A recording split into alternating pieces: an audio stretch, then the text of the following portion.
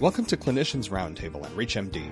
I'm your host, Dr. Charles Turck, and joining me today to discuss the article titled Dysregulation of Bile Acids, Lipids, and Nucleotides in Psoriatic Arthritis Revealed by Unbiased Profiling of Serum Metabolites is corresponding author Dr. Ananta Piane. He's a principal investigator and research assistant professor at the University of Rochester Medical Center in Rochester, New York. Dr. Piane, welcome to the program. Thank you, Dr. Turck. Before we dive into the details of your study, Dr. Piane, what was previously known about the link between psoriatic arthritis and bile acids, lipids, and nucleotides? Actually, it's not much. It has been noted in psoriasis patient, obesity is quite common, but rather than any direct connection, it has been always seen as a coincidence. So this was this kind of investigation to really figure out if there is any underlying differences between the patient who developed psoriasis but never convert to psoriatic arthritis. And we wanted to find what might actually trigger the conversion from psoriasis to psoriatic arthritis. So this was, we believe, one of these first studies where we had also the patient monitored longitudinally. So in that sense, also this is quite unique. I'm sure there will be much more known and further studies will be done during the coming years. So was it a little bit more like there really wasn't any research in this area before, and what you decided to do was follow serial labs to see if you could find a connection? Yeah, we actually wanted to also find biomarkers, because one of the biggest challenge for psoriatic arthritis that delayed diagnosis result into permanent damage. And diagnosis is not easy because there are not much known about any established biomarker which can predict which psoriasis patient will develop psoriatic arthritis over the years. So because of the delayed diagnosis, permanent joint damage actually happened into this patient. So we wanted to find out if we can identify any gene, protein, or metabolic biomarker so that we can use those to predict which patient, especially came with psoriasis, but have the higher chances to develop arthritis. So that is the rationale we established.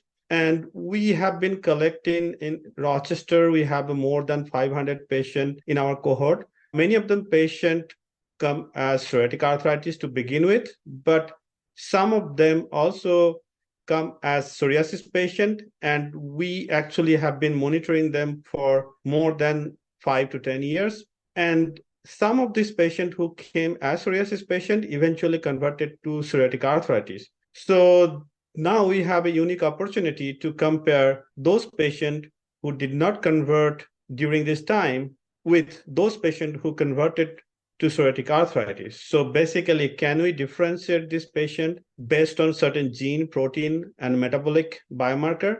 And especially in our earlier studies, which we have not published, we have done transcriptomic studies and noted some of the changes in the genes related to metabolism. So we had the hunch that there might be something we can note in the metabolites. So we have actually further analyzed the metabolites in the serum of this patient. Is there anything else you could tell us about how the study was designed, or a little bit more about the patient sample you examined?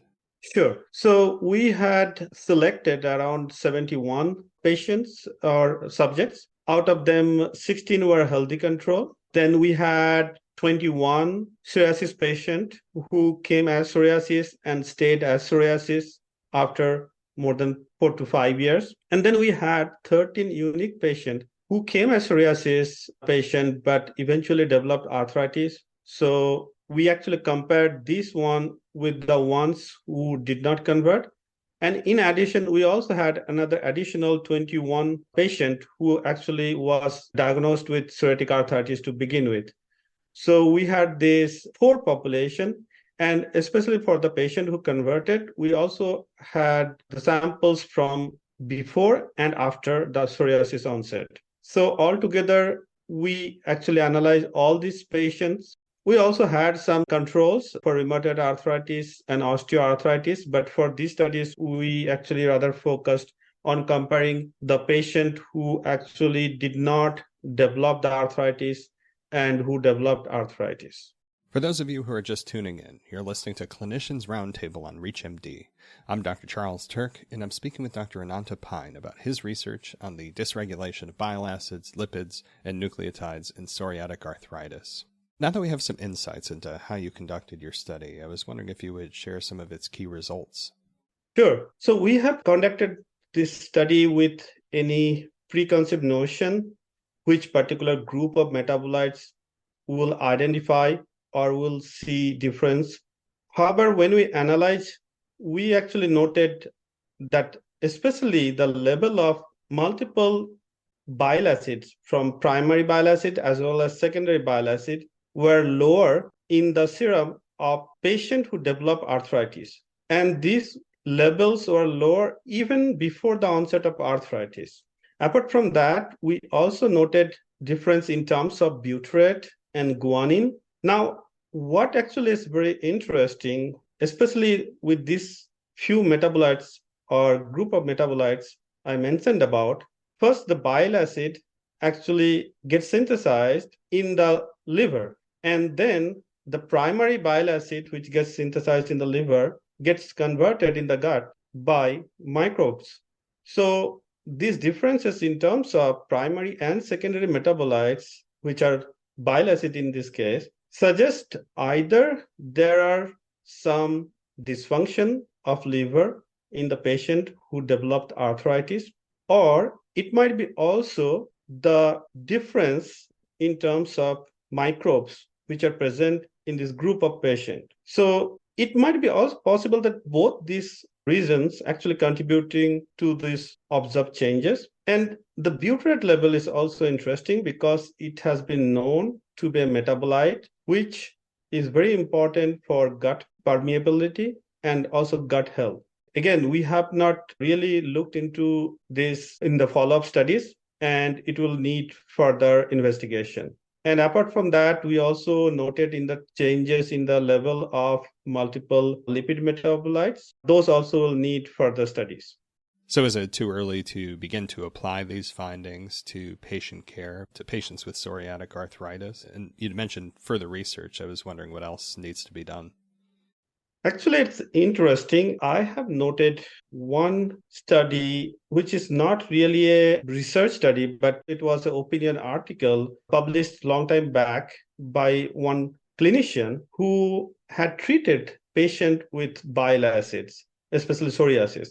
Again, so this is too early to say, but it seems there might be some observational studies indicate this treatment might be possible. But again, this is too early to say. It will need further investigation. Our study more focused on identifying those differences, but what will be the implication? We can postulate certain things, but we need to follow up with further studies to really make any concrete conclusion. But overall, I am very optimistic that there might be some possibilities where we can change diet or supplement with certain metabolites and thereby can treat this patient or at least prevent the onset of arthritis. But again, as I suggested, these are too early to say. And in science, we cannot say anything with confidence unless we have done the study.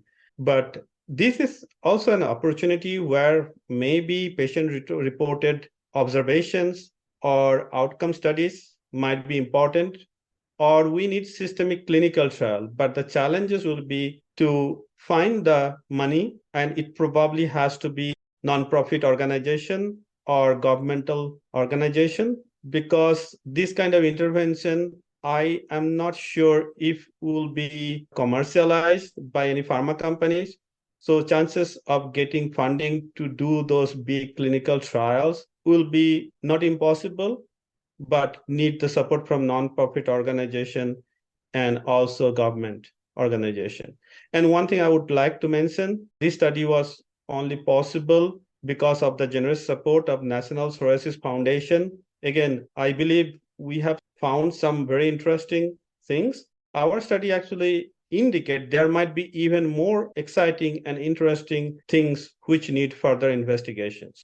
So before we conclude, Dr. Piane, are there any final thoughts you would like to share with our audience today? Sure. What I mentioned is just the tip of the iceberg. One example, I'll mention, we have noted the patient, especially after the onset of arthritis, they have lower glutamine level and also some other metabolites. I just again want to emphasize some of these metabolites can be changed with supplementation. And again, that indicates that we need to go into deeper and further see if there can be any interventional studies with any changes in the food habit. So again, this is just the beginning of this field. Our study clearly emphasize and show that there might be metabolic dysfunction as a potential cause for this onset of arthritis in psoriatic arthritis patient, and patient need to be very careful about their gut health also. So together, our studies suggest the patient should not only be focusing on the treatment, but also should focus on their food and exercise and other possible avenues. Well, on that note, I want to thank my guest, Dr. Ananta Piane, for sharing his research and insights on serum metabolites in psoriatic arthritis. Dr. Piane, thanks so much for joining me today. Thank you very much. For ReachMD, I'm Dr. Charles Turck. To access this and other episodes in our series, visit Clinicians Roundtable on ReachMD.com, where you can be part of the knowledge. Thanks for listening.